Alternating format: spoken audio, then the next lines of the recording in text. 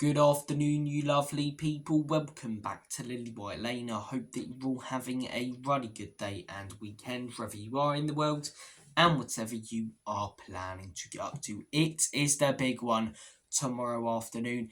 It is the dance. It's Tottenham versus versus Arsenal at the Tottenham Hotspur Stadium. We all know that really it's the Lane, and I can't wait for it, man. I'm absolutely buzzing because I really think we've got a decent chance of getting a result. No Odegaard, no Declan Rice at home, atmosphere absolutely rocking, players up for it. I really think we can get a result tomorrow, and I really hope we do, because the last few North London derbies have been painful. Not just the results, but the performances, apart from the occasional one here and there. But I wanted to ask you guys the question: who does tomorrow's game mean more to, Tottenham or Arsenal? Because over the last few years, the North London derby hasn't just been about bragging rights. It's played a huge part in the season. You know, you can look at any game that Arsenal dropped points in last season, but if they go on to win that game at home against Spurs, again, you can look at any game, the two Villa games and many others, but if they win that game against us, they win the league title. Manchester City finished second. You know, a few years ago, if they beat us at our stadium, they get top four. We finish fifth. Instead, we beat them, and obviously we got the draw last season. They didn't get top four a few seasons ago, and they didn't win the league title last season. Fine margins, and it's so early in the season, but with Arsenal's aspirations and Ange Postecoglou's aspirations at Spurs, this game, in the long term, could have a huge effect on the season. If Arsenal miss out on the title by a couple of points, I'm not going to say Spurs miss out on the title by a couple of points, because we're not going for the title, are we? Let's not live in, cuckoo land and believe that we are. But if Arsenal miss out on the title, by a few points, they might look back at that Brighton game in this one if they drop points in it. If we miss out on something by a few points, Champions League football doesn't mean a lot to me, but it means a lot to a lot of fans and the club. So if we miss out on top four by a couple of points, we look back on this game maybe if we drop points in it, So it's a big game early in the season. Arsenal, as I say, going for the league title. The start to the season, it hasn't been bad. They beat Wolves, second game of the season. What was their result in the second game of the season? Villa 2-0 actually. Yeah, that was a good performance. Well, first half they were a bit dodgy. Second half they were mustard, weren't they? You can't deny that. And then obviously the draw against Brighton. So they lose this game or drop points. That's 2 games out of their first 4 they've dropped points in. Not great if you're going for the title. And Manchester City, who've got a decent fixture this weekend, go on to win. That's 12 points from 12 for Manchester City and 7 or 8 for Arsenal. Already big gap there. Spurs lose this game. Spurs drop points in that game. 4 or 5 points from 4 games.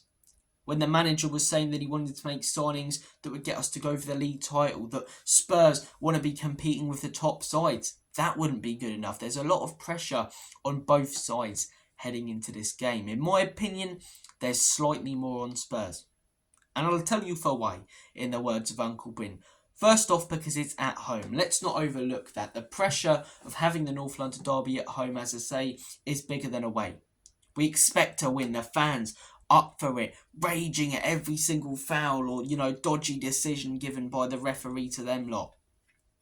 We're going to be up for it. The whole stadium's going to be up for it. And we haven't beaten them in a few years now. They came to our stadium last season, beat us. The season before, as I say, demolished us, really. It was only 2-0, but they should have headed in at half-time, 4 or 5 up. Second half, we played a little bit better, but if buts and maybes. If my aunt had balls, she'd be my uncle, We didn't score goals. We didn't put away our chances. Neither did they in their first half. So that game ends 2-0. Last season, as I say, 3-2, 3-0 up in 30 minutes. Away from home, we always struggle. So we need to be winning this game. Also, because they're missing players as well, I think that adds to the pressure a little bit. Their squad, it's not as stacked as Manchester City's, which is why, in my opinion, they should have signed some players in the summer. It's a little bit thin. So who are they going to put in the 10? Are they going to put Kai Havertz as the attacking midfielder?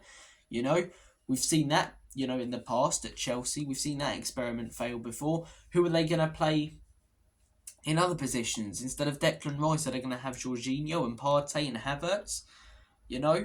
A lot of thinking to be done when it comes to Arsenal's squad, whereas Spurs, confirmed by Ange Postecoglou yesterday, everyone's pretty much fully fit. Mickey van der Ven, ready and raring to go. Romero, Sonny, Solanke back, our big new signing in the summer.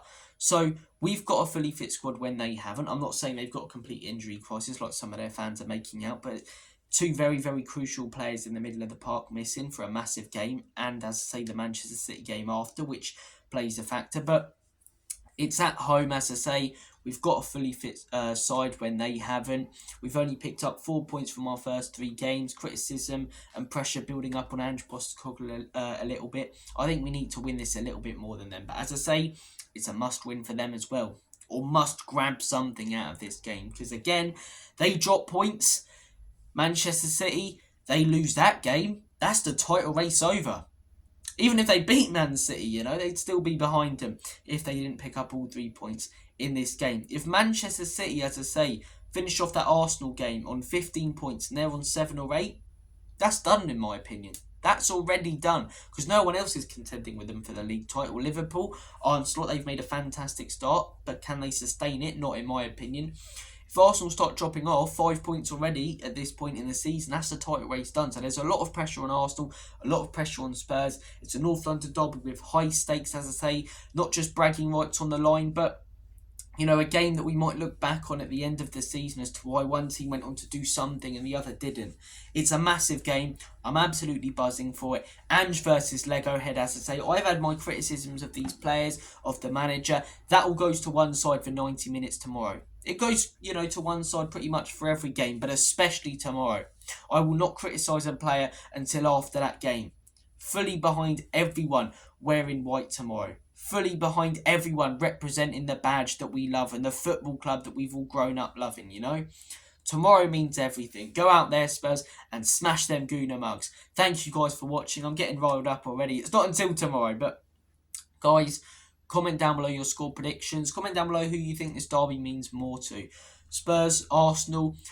Where's the pressure, as I say? Is it on both teams? Is it equal? Is there a little bit more pressure on Spurs at home, as I say, fully fit side? More pressure on Arsenal, Man City game coming up, dropping points already. Comment all of your fantastic thoughts and opinions down below. I'll be happy to discuss and debate them. As always and forever, come on you Spurs. Have a great day, guys.